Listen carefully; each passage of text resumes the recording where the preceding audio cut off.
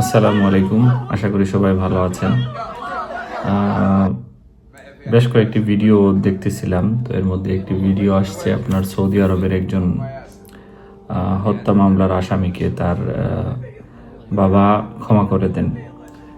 তো যে হত্যাকারী ছিল সেও সৌদি এবং যে হত্যার শিকার হয়েছিল সেও সৌদি। তো মৃত্যুর 15 ঘন্টা আগে সৌদি আরব গভর্নমেন্টের তারা একটি মানে সুযোগ দেয় যে যদি মানে নিহতের বাবা বা পরিবার তারা মৃতকে ক্ষমা করে দেয়, মানে যে অপরাধী ছিল তার পরিবার অনেক ব্লাড মানি, যেটা বাংলাদেশের কয়েক কোটি টাকা হবে, আরও বেশি, অনেক কোটি টাকা হবে, সেটা হচ্ছে উটের হিসাবে তারা মানে ব্লাড মানি দেওয়া হয়, 100টা 200টা উটের হিসাবে। তো বর্তমান বাজারে উটের হিসাব বুঝতেই পারতেছেন কত করে। তো পরবর্তী সময়ে 15 ঘন্টা আগে ওই পরিবারের ওর মা এবং ভাইয়েরা আসেন।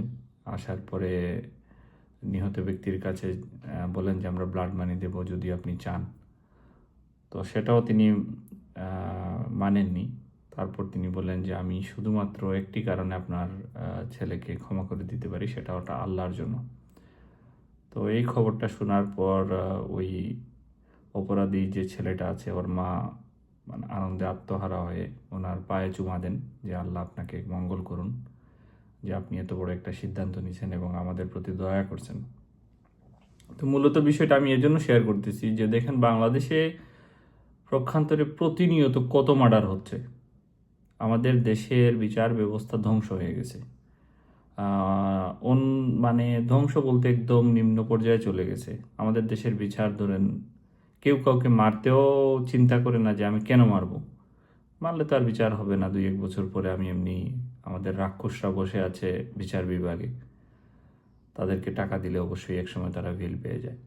পরবর্তীতে আপনার আরও যে ধাপগুলো আছে, রাজনৈতিক যে ধাপগুলো আছে, এখান থেকেও তারা কিন্তু দেখেন প্রতিটা রাজনৈতিক নেতারা অধিকাংশই কিন্তু হত্যা মামলার আসামি, কিন্তু তারা তাদের বিচারিক যে প্রক্রিয়া সেখান থেকে তারা কিন্তু প্রত্যেকবার, যেমন আওয়ামী লীগেরও আছে, বিএনপিরও আছে, জামাতেরও আছে, প্রত্যেকেরই কিন্তু কোনো না কোনো অ্যাঙ্গেলে হত্যা মামলা আছে।